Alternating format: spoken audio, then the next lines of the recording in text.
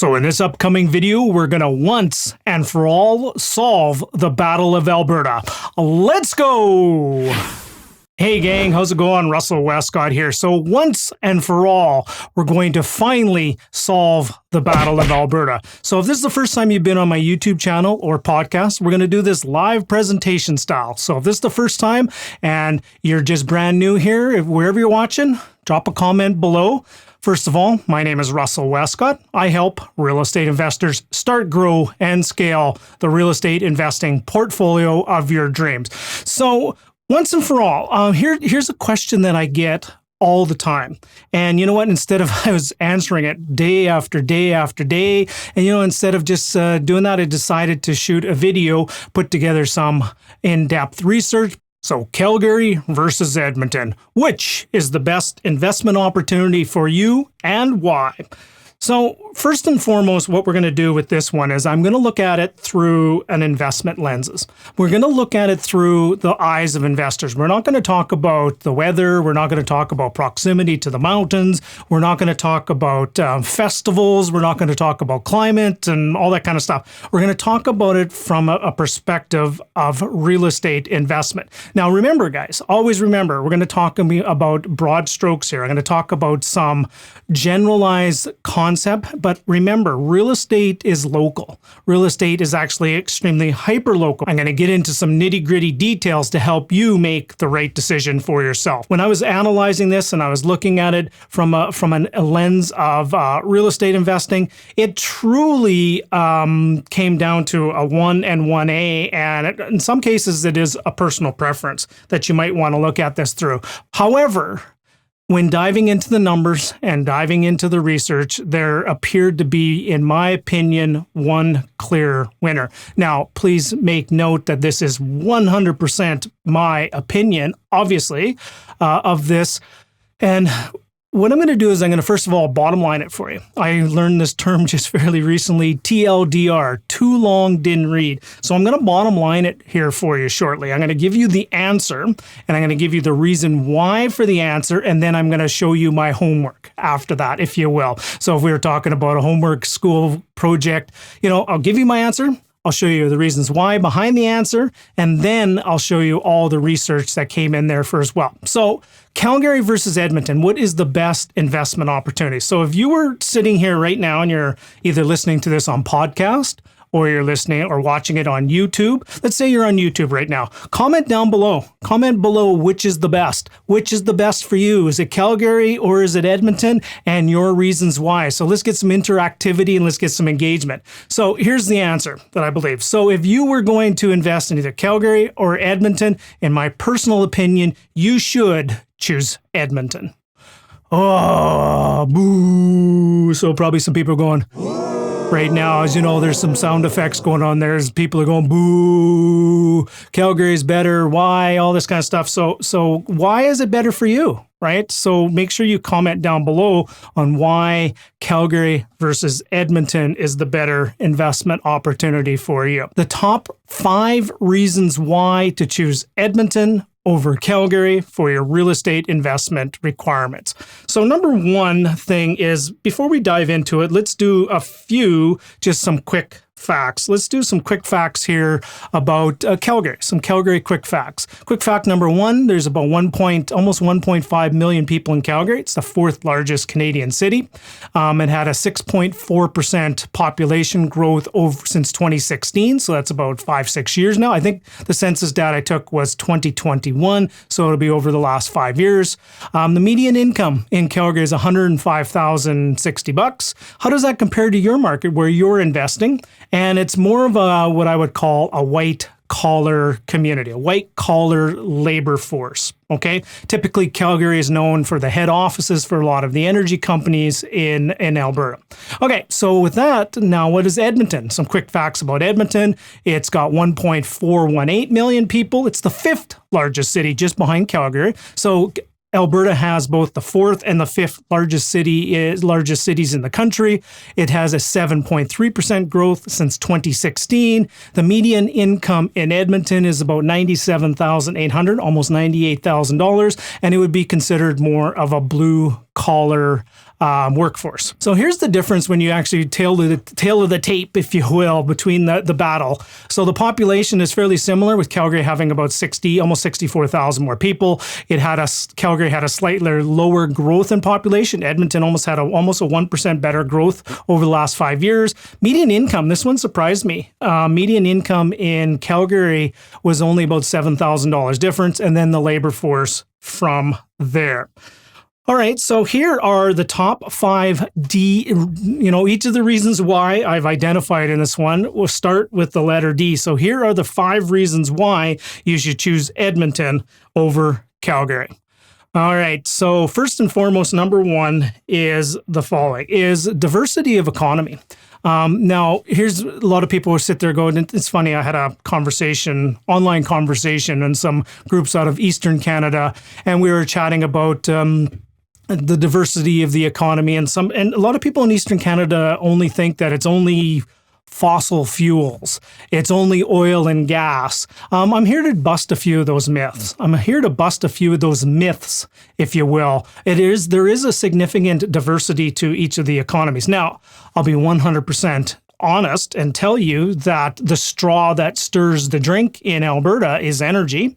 And by and large, the majority of that is the fossil fuel energy sector. But here's the thing, Alberta is diversifying. They're diversifying themselves very, very quickly, moving away from fossil fuels into alternative energy. So instead of thinking about it as fossil fuels or alternatives, think about it as and. And if many of you are ever interested in doing some in-depth insights and in-depth research into things, a fellow by the name of Eric Nuttall, 9 Point Energy, I think it's 9 Point Energy, is a fantastic resource of somebody to follow. He does some wonderful research, and he's saying right now Canadian energy is in a generational boom right now. It's a generational opportunity for you to take advantage of that right now. All right.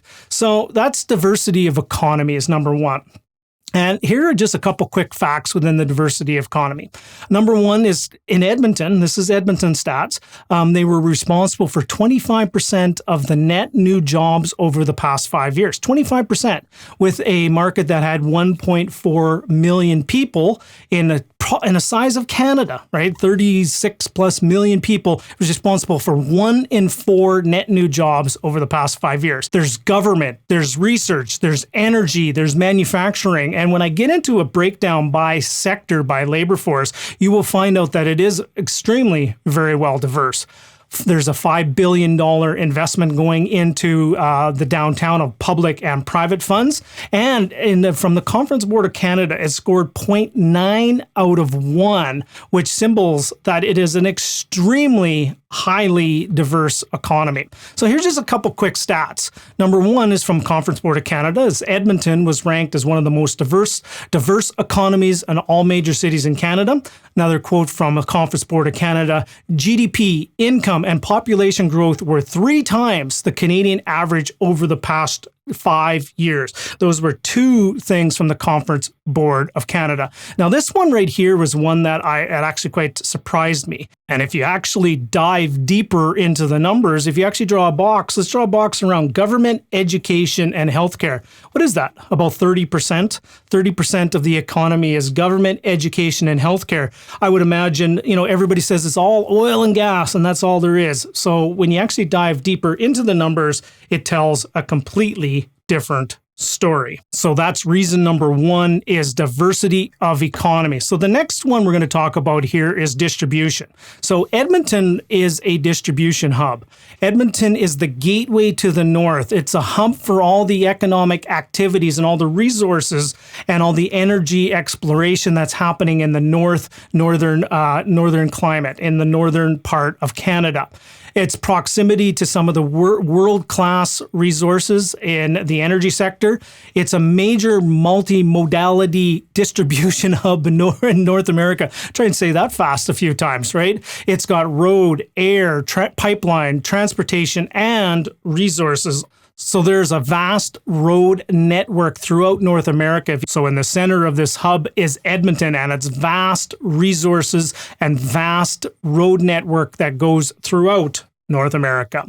All right, so that's the first one. The next one is rail. There's a vast rail network that connects Edmonton both north and south, east and west. Edmonton has one of the fastest growing airports in Canada right now. If you get a chance to make a trip out to Edmonton, which I would strongly encourage you to do, is make sure you take a trip through Leduc. Leduc has some incredible opportunities, especially around the Aerotropolis, which is essentially going to be a city within a city in the Edmonton marketplace. There's a vast network of pipelines to get the resources to the customers. As well, access to ports with the new Trans Mountain pipeline coming in. So there are access to ports and getting the product, the resources out of the country to the worldwide marketplace. Now, one thing we can probably agree to, that access to resources is a key and critical driver to enterprise and commerce and the growth of a population and the growth of a GDP of a marketplace. The other thing, the next one is, so remember, the first one is diversity of economy. Number 2 is distribution hub. Number 3 is the direction of the market. So here's a quick stat and something for many people that know that have been investing between Calgary and Edmonton. Typically, Calgary leads. Okay, typically Calgary will lead the growth, lead the decline. Edmonton follows typically between 6 and 12 months behind the scenes here. Now, some of you might be just sitting there going, well, Russ, why don't I want the leader? Let's give me the leader, right? I want to make sure I invest in the one that's leading the charge, not the one that's following. Now, stick with me here for a second. I'll share why this is important with you.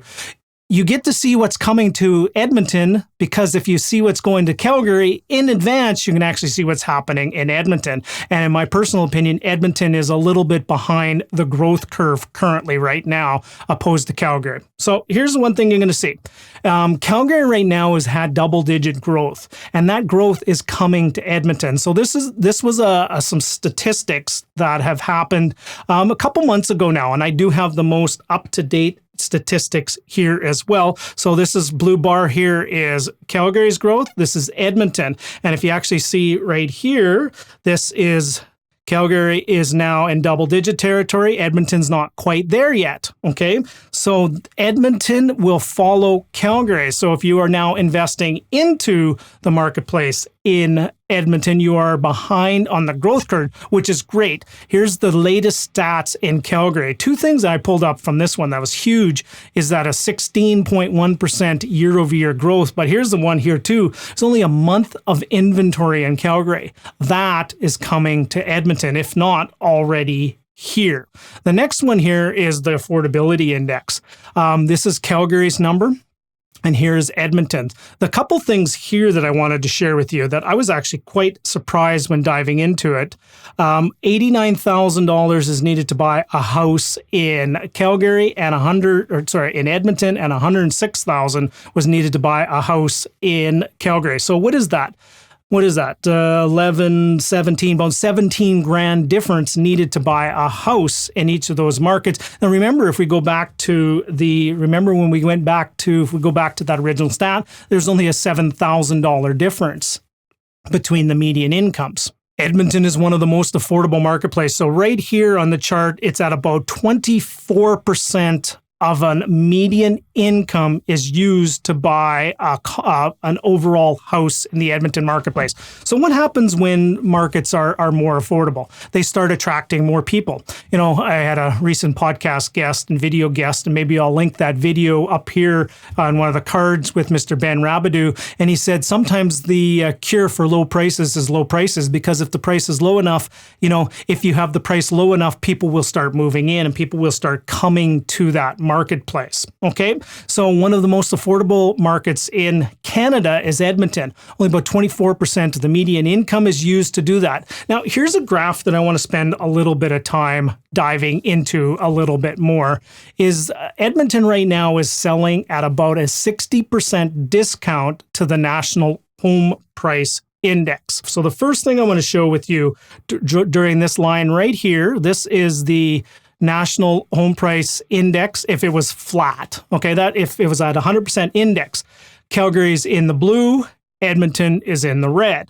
Now, take a look at this, for example, is over this course of time right here, during the last, say, decade, Calgary had been trading at a premium to the marketplace.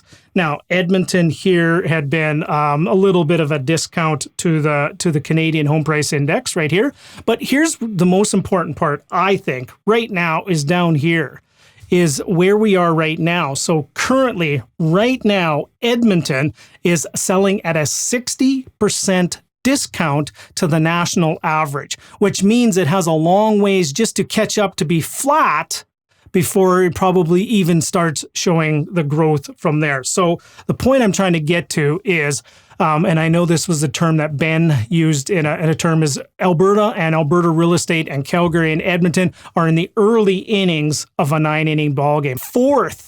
The fourth one of the 5 reasons why to choose Edmonton over Calgary is the Delta.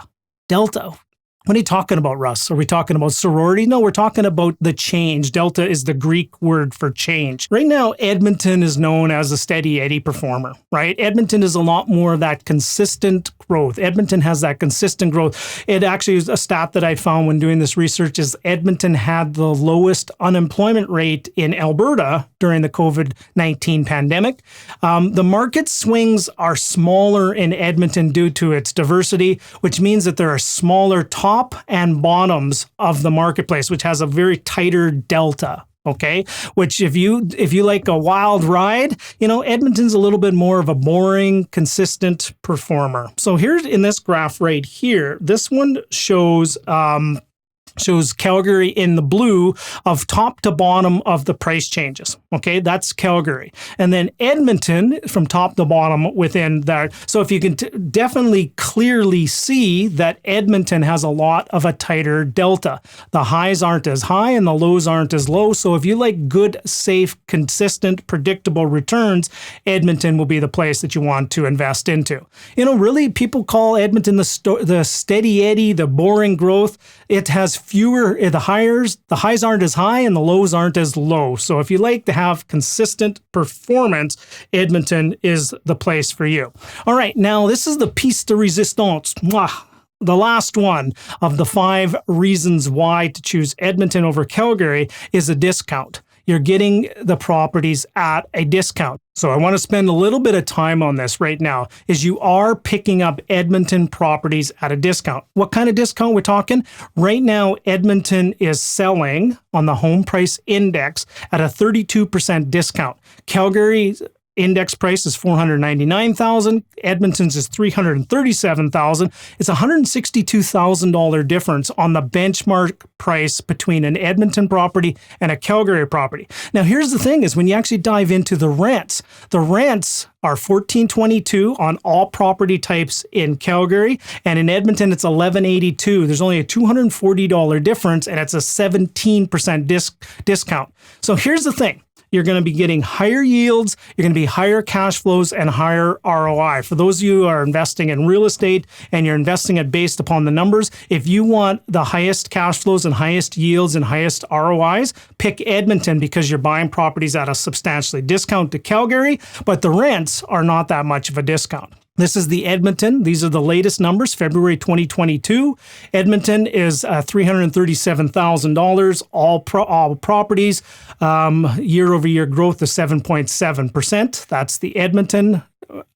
Then here's Calgary. Calgary is selling at $499,400 plus 16% growth. Price, you're getting a 32% discount. When you take the Calgary price off of the Edmonton price, you're getting a 32% discount. So this is when we look at for rents. So number 1 is Calgary is $1,422. Edmonton is $1,182. So you are picking up, obviously the rents in Edmonton are a little bit low, but they're only a 17% discount on the rents. Okay, so you are picking them up at a discount. So Calgary is $1,422, Edmonton's $1,182. It's a 17% discount. So you're getting 32% off the price, and it's only 17% off of rents. So you can see why you're going to get stronger cash flow.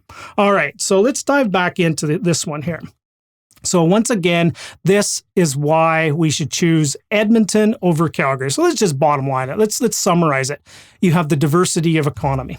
You have Edmonton being a distribution hub. It's the direction and the delta. Calgary leads, Edmonton follows, get in earlier in the growth curve. And also the change between tops and bottoms, the delta is a lot smaller in Edmonton versus Calgary.